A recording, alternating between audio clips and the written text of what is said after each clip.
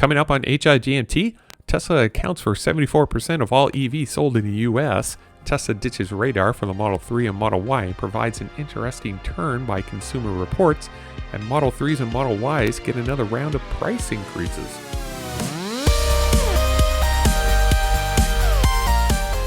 Welcome to How I Got My Tesla, the podcast of indeterminate length for Saturday, May 29th, 2021, episode 44 in Ottawa, Ontario. I'm Matt Wilson. Let's start off with a few Tesla things you should know. Mirroring what I am seeing here in Ottawa, TSLA.com has a story where buyautoinsurance.com looked into the most popular electric vehicles over the last 3 years and is not really surprised to see that Tesla has the top 3 electric vehicles according to the report. The Model 3 was the most popular, followed by the Model S and the Model X. And with these 3 vehicles alone, Tesla has 74% of the EV market in the US.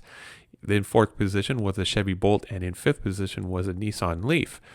The report omits the Model Y and other recently released electric vehicles from Ford and VW, but I suspect that the Model Y would keep Tesla in the top 4 EV manufacturers in the US.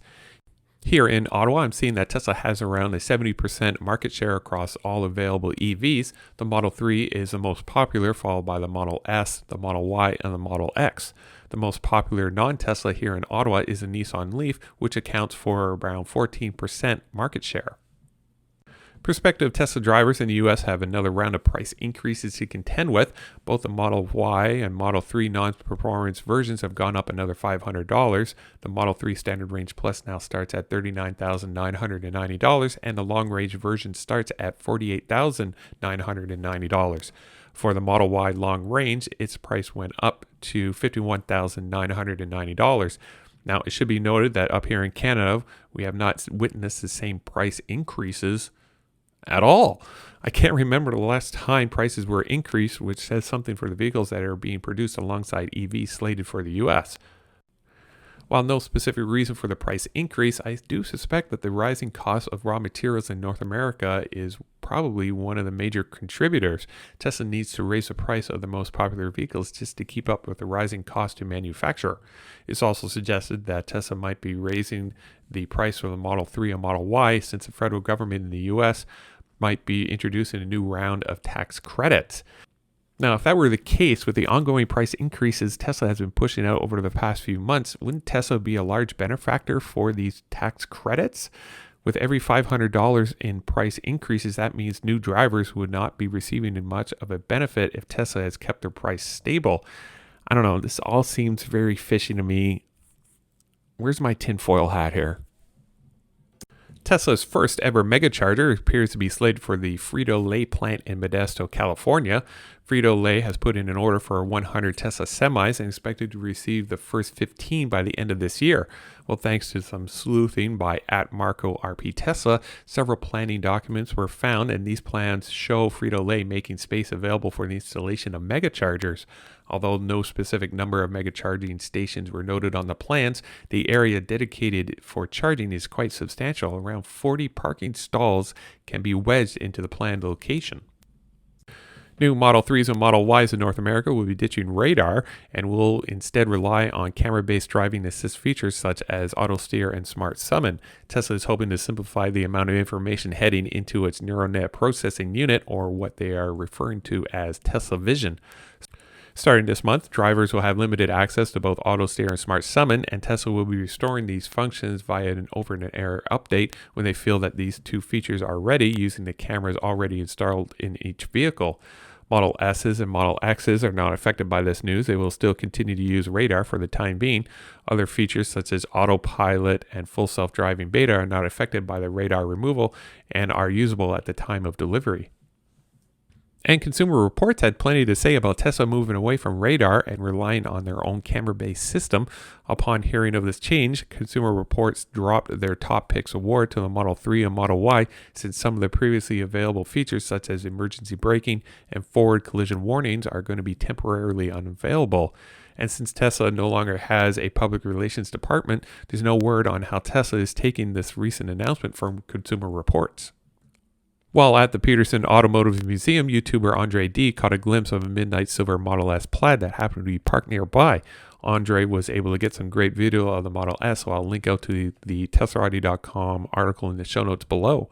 Not only did the Model S have a carbon fiber spoiler and rear diffuser and plaid badging, but it also had the yoke-style steering wheel and color-matched door handles. So Andre was definitely geeking out over this find, and I really don't blame him. The car looked really awesome. We have a patent story this week, and this one is coming in to us from Teslarati.com over the structural battery pack Tesla is planning to use on the Model Y produced at Gigafactory Berlin and at Texas.